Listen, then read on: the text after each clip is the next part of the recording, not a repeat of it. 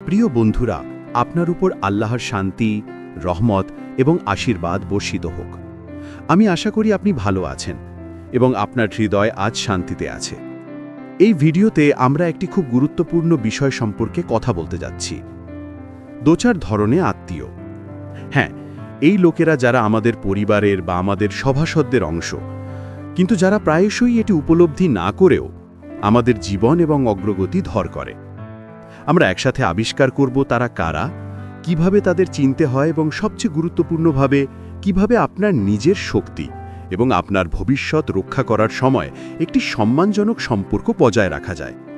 আমরা শুরু করার আগে এই চ্যানেলটি সাবস্ক্রাইব করতে ভুলবেন না, নোটিফিকেশন বেলটি সক্রিয় করুন এবং ভিডিওটি লাইক করুন আপনি যদি আপনার জীবনে এগিয়ে যাওয়ার জন্য জ্ঞান এবং অনুপ্রেরণার আরও বেশি বার্তা পেতে চান। যখন আমরা পরিবারের কথা বলি, আমরা অবিলম্বে নিঃস্বার্থ ভালোবাসা, ভাগ করা খাবার এবং মূল্যবান স্মৃতির কথা ভাবি যা আমাদের জীবনকে রূপ দেয়। পরিবার হলো প্রথম পরিবেশ যেখানে আমরা বেড়ে উঠি, যেটি আমাদের মূল্যবোধ, আমাদের অভ্যাস এবং কখনো কখনো আমাদের সীমাবদ্ধতাও প্রেরণ করে। কিন্তু আরও সূক্ষ্ম, প্রায় অদৃশ্য একটি দিক রয়েছে, আমাদের প্রিয়জনদের নীরব প্রভাব। কখনো কখনো একটি সাধারণ শব্দ দীর্ঘস্থায়ী ছাপ রেখে যেতে পারে। মতো একটি মন্তব্য, এটি আপনার জন্য নয়, বা যৌক্তিক রাখুন, সময়ের সাথে আমাদের মনে গিথে যেতে পারে এবং একটি অদৃশ্য বাধা হয়ে দাঁড়াতে পারে। এই ভাষ্যগুলো অবশ্য সেই খারাপ উদ্দেশ্যগুলোর উপর ভিত্তি করে নয়। প্রায়শই এগুলি ভয়, একটি বেদনাদায়ক অভিজ্ঞতা বা জীবনের প্রতি সীমিত দৃষ্টিভঙ্গি থেকে আসে। তবুও তারা আমাদের উচ্চাকাঙ্ক্ষাকে সীমিত করতে পারে এবং আমাদের স্বপ্নকে নিভিয়ে দিতে পারে। তাই সতর্কতা এখানে অপরিহার্য। আল্লাহ তাআলা তার অসীম জ্ঞানে কুরআনে আমাদের স্মরণ করিয়েছেন, হে ঈমানদারগণ, তোমরা নিজেদেরকে এবং তোমাদের পরিবার পরিজনকে আগুন থেকে রক্ষা করো। সূরা তাহরিম 6। এই পোক্তটি আমাদের দেখায় যে দায়িত্ব আমাদের নিজেদের সাথে থেমে যায় না, এটা আমাদের কাছের লোকেদের কাছেও প্রসারিত। আমাদের সেই প্রভাবগুলো থেকে নিজেদেরকে রক্ষা করতে হবে যা আমাদের বিপথে নিয়ে যায়। কিন্তু আমরা যাদের ভালোবাসি তাদের প্রতিবন্ধক না হওয়ার জন্যও সতর্ক থাকতে হবে। এই অদৃশ্য বোঝা যা পরিবার প্রতিনিধিত্ব করতে পারে তা অনিবার্য নয়, এটি প্রজ্ঞার প্রতি আহ্বান হয়ে ওঠে, একটি মনে করানো যে এমনকি সবচেয়ে পবিত্র বন্ধনের মধ্যেও ভালো এবং মন্দের জন্য প্রভাবিত হওয়া সম্ভব। তাহলে এই প্রিয় ব্যক্তিরা কারা, যারা তাদের আন্তরিক ভালোবাসা সত্ত্বেও আপনার জীবনে বাধা হয়ে দাঁড়াতে পারেন? পোখারা, আসুন পরের অংশে আমরা একসাথে তাদের আবিষ্কার করি। একজন মালিক ইমাজিন করুন যে তার গাছপালাকে জল দেওয়ার পরিবর্তে প্রতিদিন কয়েক ফোঁটা বিষ ঢেলে দেয়। উদ্ভিদটি তাৎক্ষণিক মারা যায় না, কিন্তু এটি অবশেষে দুর্বল হয়ে পড়ে এবং তার জীবনী শক্তি হারিয়ে ফেলে। কিছু প্রিয়জন যখন আপনাকে অনবরত সন্দেহ করেন, তখন ঠিক এটাই করেন। তাদের কথা, যেগুলো হয়তো নিরীহ মনে হতে পারে, এই ধীর বিষের মতো কাজ করে। এই লোকেরা বলে, আপনি এটা করতে পারেন না, বা এমনকি তোমার জায়গায় থাকো, এবং প্রথমে আপনি এই মন্তব্যগুলোকে উপেক্ষা করে হাসতে পারেন, কিন্তু বারবার শুনলে আপনি সেগুলো বিশ্বাস করতে শুরু করেন। তাদের কথাগুলো আপনার ভেতরে সন্দেহের বীজের মতো বসতি করে, এবং একদিন আপনি হয়তো ভাবতে থাকবেন, যদি শেষ পর্যন্ত তারা ঠিক ছিল। এখানেই বিপদ। এই আত্মীয়রা একটি সত্য প্রজেক্ট করছেন না, তারা প্রজেক্ট করছেন তাদের নিজের ভয়কে। মেবি তারা জীবনে ব্যর্থ হয়েছে, হয়তো তারা তাদের কমফর্ট জোন থেকে বেরিয়ে আসার সাহস করেনি, এবং সেই চক্রটাকে ভাঙতে তোমাকে উৎসাহিত করার পরিবর্তে তারা অবচেতনভাবে তোমাকে সেখানে রাখতে চেষ্টা করছেন। কিন্তু আল্লাহ তাআলা আমাদের একটি অবিশ্বাস্য অভ্যন্তরীণ শক্তি দিয়েছেন, বিশ্বাস।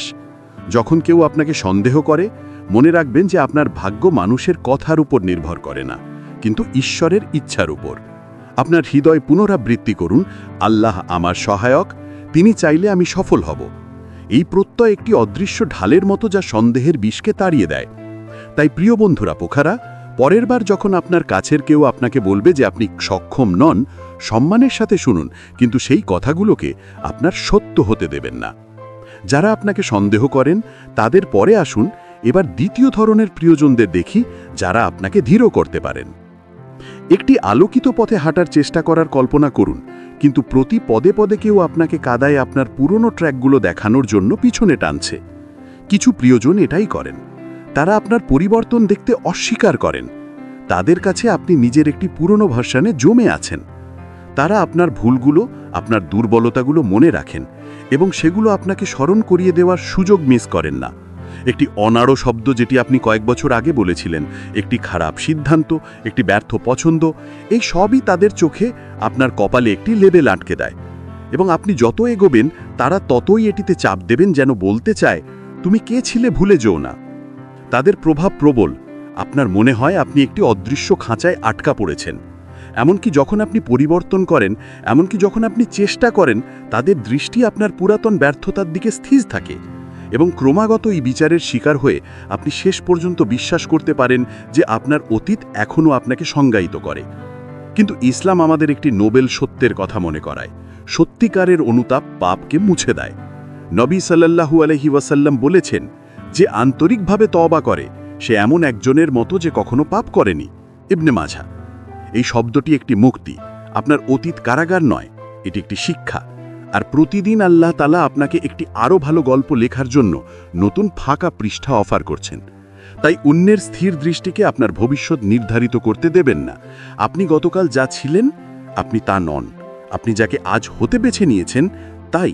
যারা আপনাকে অতীতে আটকে রেখেছিলেন, তাদের পরেও আরও এক ধরনের প্রিয়জন আছেন যারা আরও সূক্ষ্ম। এক মুহূর্তের জন্য আপনার চোখ বন্ধ করুন এবং একটি বড় ডানা নিয়ে জন্মানো একটি পাখির কল্পনা করুন। এটি তার মধ্যে আকাশের ডাক অনুভব করে, কিন্তু যখনই এটি ওড়ে, একটি কণ্ঠ এটিকে বলে, তুমি খুব উঁচুতে উড়ছ, মাটির কাছে থাকো, এটি সুরক্ষিত। একটু একটু করে পাখিটি তার ডানার সম্পর্কে সন্দেহ করতে শুরু করে। আপনার কাছের লোকেরা এটাই করেন, যারা আপনার স্বপ্নকে ছোট করে দেয়। তারা তোমাকে ধ্বংস করার জন্য এটি বলে না, কিন্তু তারা বিশ্বাস করে যে তারা তোমাকে রক্ষা করছে। তাদের যুক্তি সহজ, আপনি যত কম বড় স্বপ্ন দেখবেন, আপনার হতাশ হওয়ার সম্ভাবনা তত কম। তাই তারা পুনরাবৃত্তি করেন, বাস্তববাদী হন। এত উঁচু লক্ষ্য কেন? কিন্তু আপনার উচ্চাকাঙ্ক্ষাকে কমাতে চেয়ে তারা আপনার ভিতরে শিখাকে আলতোভাবে নিভিয়ে দেয়। তাদের প্রভাব সূক্ষ্ম, এটি ফ্রন্ট অ্যাটাক নয়, এটি একটি হালকা বৃষ্টি যা আপনার বিশ্বাসের পর্বতকে ধ্বংস করে দেয়। সময়ের সাথে আপনি আপনার পরিকল্পনাগুলোকে স্কেল করতে শুরু করেন, আপনি আপনার আশা কমিয়ে দেন, আপনি আপনার আবেগকে ভুলে যান, এবং একদিন আপনি নিজেকে জিজ্ঞাসা করছেন যে আপনার স্বপ্নগুলো হয়তোবা আপনার জন্য খুব বড় ছিল। বা ওয়ারেন বাফেট, যে প্রতিটি ডলারকে বিনিয়োগের একটি সুযোগ হিসেবে দেখে। তবুও বিশ্বের সর্বশ্রেষ্ঠ কৃতিত্ব এখনও তাদেরই, যারা অন্যদের দ্বারা নির্ধারিত সীমা অতিক্রম করার সাহস করেছিলেন। নবী, পণ্ডিত, সংস্কারক, সবাইকে এমন কণ্ঠের মুখোমুখি হতে হয়েছে যা তাদের বলেছিল এটা অসম্ভব, কিন্তু তারা বিশ্বাস করতে থাকে, কারণ তাদের আস্থা ছিল মানুষের মতের ওপর নয়, বরং আল্লাহর প্রতিশ্রুতির ওপর ছিল। আমাকে ডাকো, আমি তোমার কথা শুনব। সূরা গাফির 60। তাহলে কেন আপনার প্রার্থনা বা স্বপ্ন কম করবেন, যদি যিনি আপনার প্রার্থনার উত্তর দেন তিনি সীমাহীন? এবং সব শেষে, প্রিয় বন্ধুরা, আসুন চতুর্থ ধরনের প্রিয়জনদের কথা বলি, যারা আপনার শক্তি নিঃশাসন করে। কল্পনা করুন ঘন কুয়াশায় ভরা একটি ঘরে হাঁটা। যদিও বাইরে সূর্য জ্বলছে এবং সবকিছু উজ্জ্বল, ভিতরে সবকিছু ধূসর, ভারী এবং দম বন্ধ করে দেয়। কিছু প্রিয়জন ঠিক এইভাবে কাজ করে। তারা কখনই ইতিবাচক দেখতে পায় না এবং প্রতিটি মুহূর্ত অভিযোগ বা সমালোচনা করার সুযোগ হয়ে ওঠে। তাদের পৃথিবী হতাশাবাদে আবদ্ধ এবং অজান্তেই তারা আপনাকে এতে আকৃষ্ট করার চেষ্টা করে। এই লোকেরা অবশ্যই আপনার ক্ষতি করার চেষ্টা করছে না, তবে তাদের মানসিকতা আপনাকে প্রভাবিত করে। তাদের নেতিবাচকতা একটি নীরব ভাইরাসের মতো কাজ করে।